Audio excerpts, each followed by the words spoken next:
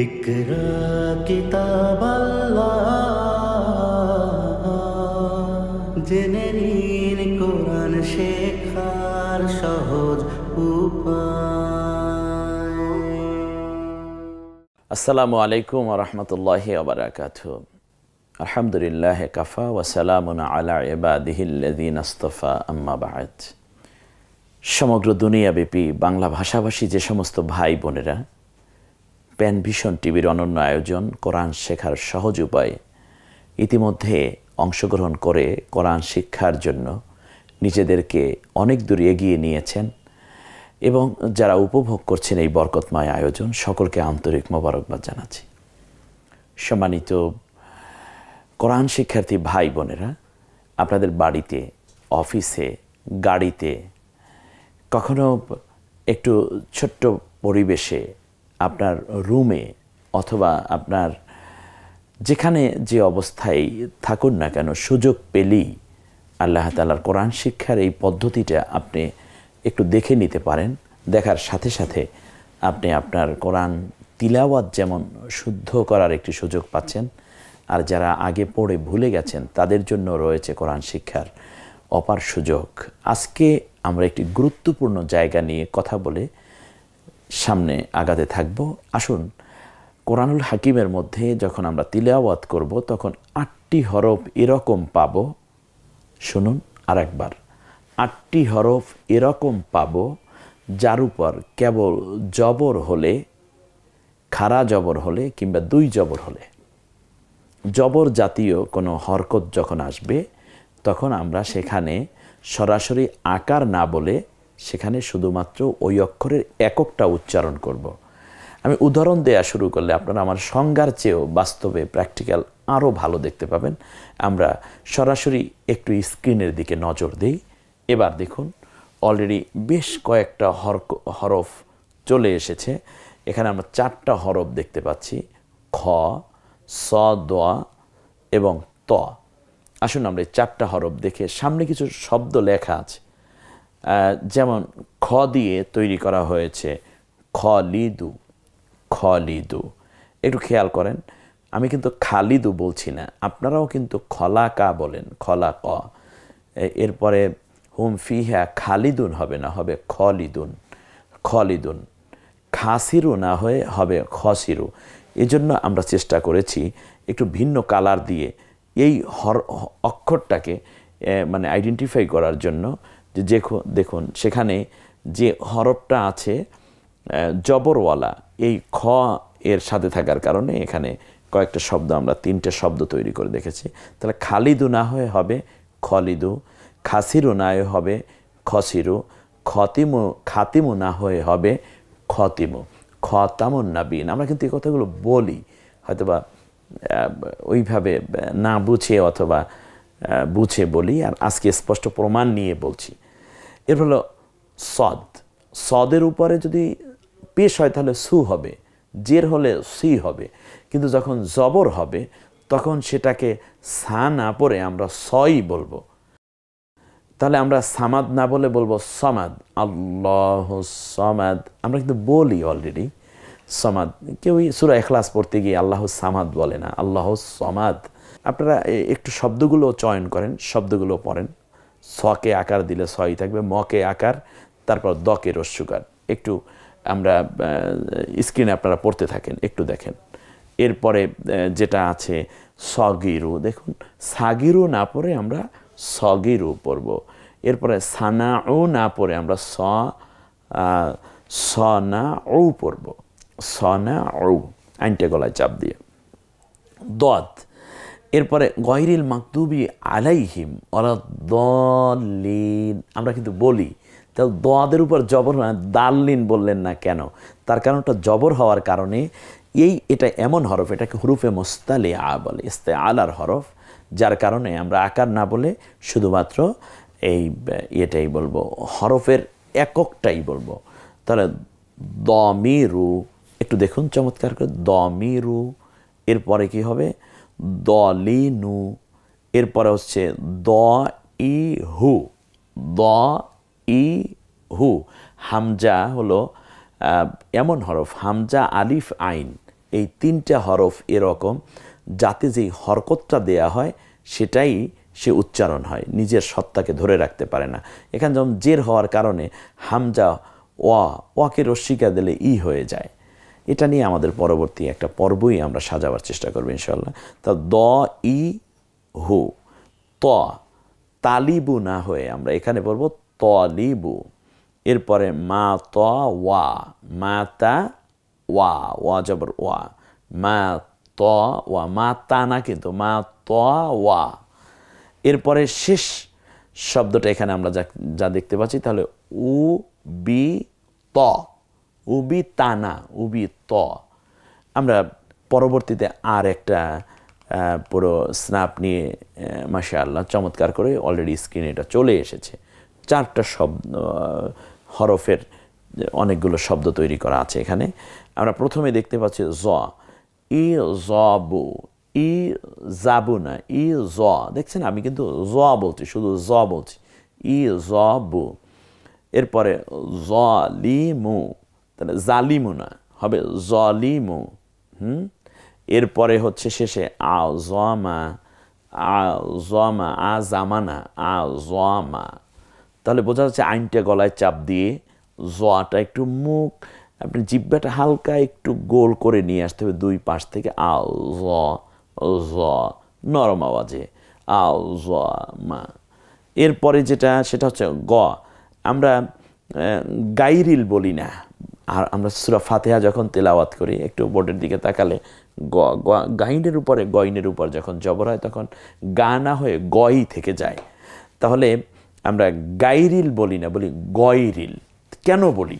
এর মানে হচ্ছে এটা হুরুফে মুস্তালিয়া, যার উপর জবর হলে আকার উচ্চারিত হয় না। এজন্য গাসিকু না হয়ে প্রথম শব্দটা গা, এটা গকে আকার দিলে গা হয়ে যাওয়ার কথা ছিল, সকে রস্যিকা দিলে সি, ককে রস্যিকার দিলে কু। গা সি কু না হয়ে আমরা সহি উচ্চারণ করব গ সি কু, গ সি কু। এই 8টা অক্ষর আপনার একটু মনে রাখতে হবে। খ, সোয়াদ দোয়াদ, তোয়া জোয়া, গইন কফ র, বাস এভাবে। এটার উপর পরীক্ষা আছে আপনাদের সামনে, এটা প্রশ্নই তৈরি করা হয়েছে যে মুস্তালিয়ার হরফ কয়টি এবং নিচের সে হরফগুলোকে টিক চিহ্ন দাও। চমৎকার, আমরা 4র্থ পর্বের পরীক্ষা, সেটা গিয়ে ইনশাল্লাহ দেখার চেষ্টা করো। ই গ ইউ, গ উই উ, একটু কঠিন শব্দ দিয়েছি এজন্য যে আপনি ওই যে ওয়া আইন এই শব্দগুলো যেন প্র্যাকটিস হতে থাকে, একটু উচ্চারণ করতে চেষ্টা করুন। এরপরে হচ্ছে কব দিয়ে ক র আ, ক র আ। এরপর ফারি কানা হয়ে হয় ফারি ক, ওই যে ক, শুধু কটা। কামারু না হয়ে হবে কমারু, কমার শব্দের অর্থ চাঁদ। যখন আকাশে চাঁদ উঠে উদিত হয় তখন প্রথম 3 দিনের চাঁদকে বলে হেলাল। এরপরে এখান থেকে নিয়ে পূর্ণিমার চাঁদের আগ পর্যন্ত যে কয়টা রাত যাবে এই রাতের চাঁদকে বলা হয় কমার। আর একেবারে পূর্ণ পূর্ণিমার চাঁদকে বলে বদর। অর্থাৎ চাঁদের 3টি নাম আরবিতে দেয়া হয়েছে। কমার, হ্যাঁ, কমার শব্দের অর্থ চাঁদ। তো কমারু, কমারু, কামারু না, হবে কমারু। রকিবু, র দিয়ে, রাকিবু হবে না, হবে রকিবু। তাহলে আমরা রব্বুল আলামিন বলবো না রাব্বুল আলামিন, আলহামদুলিল্লাহ রাব্বিল আলামিন না রব্বিল আলামিন। র বলছি কেন, রয়ের উপর জবর, এই জন্য রা না হয়ে হবে রব্বুল আলামিন। তে রকিবু, নাসি র, নুসি র, নুসি র। দেখুন দ্বিতীয় শব্দটি নুসি রা না হয় নুসি র। এরপর সে রহিমাহু, রাহিমাহু না হয়ে হবে রহিমাহু। মাশাআল্লাহ, আলহামদুলিল্লাহ। আমরা এতক্ষণ পর্যন্ত যা শিখেছি শুধু হারাকাত, জের, জবর, পেশ আর একক।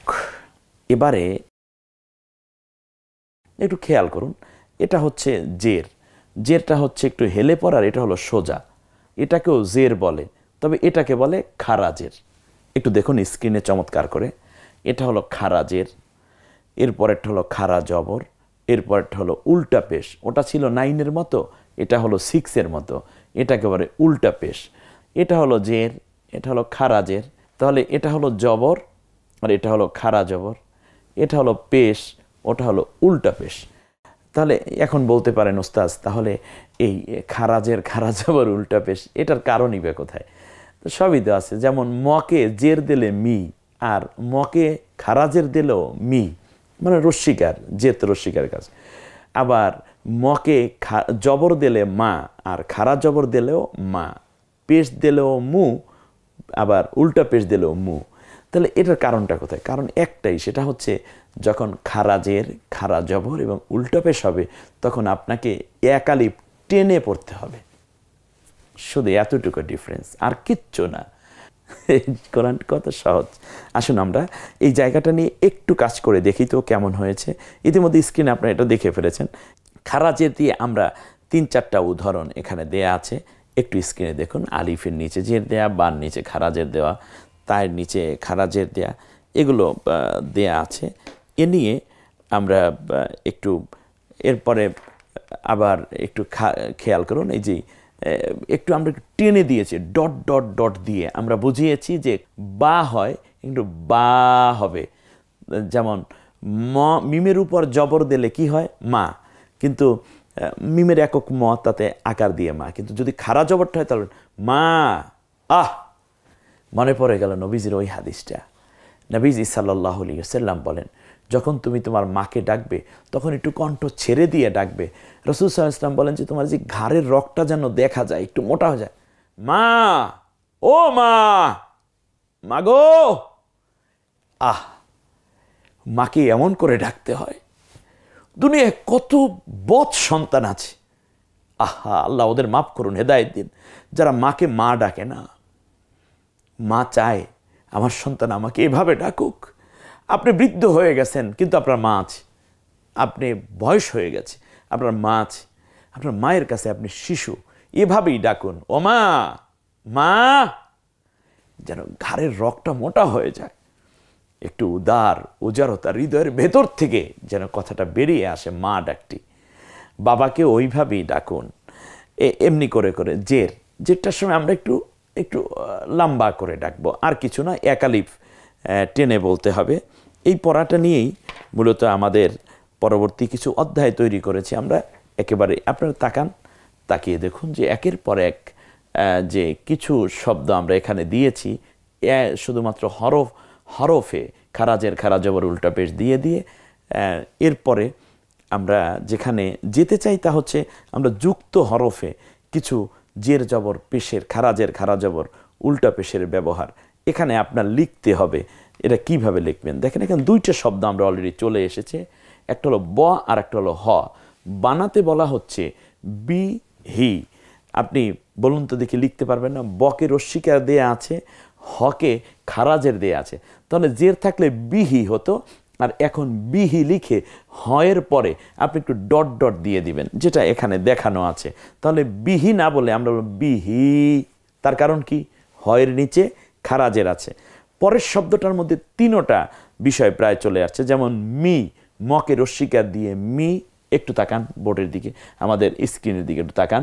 মকে রস্বীকার দিয়ে মি, ঝাকে আকার দিয়ে ঝা, আর নকে পেশ দিয়ে নু। ম, ঝ, ন, 3টা হরফ আছে এখানে। এখন মকে খারাজের দিলে মি হবে নাকি মি হবে? অবশ্যই মি হবে।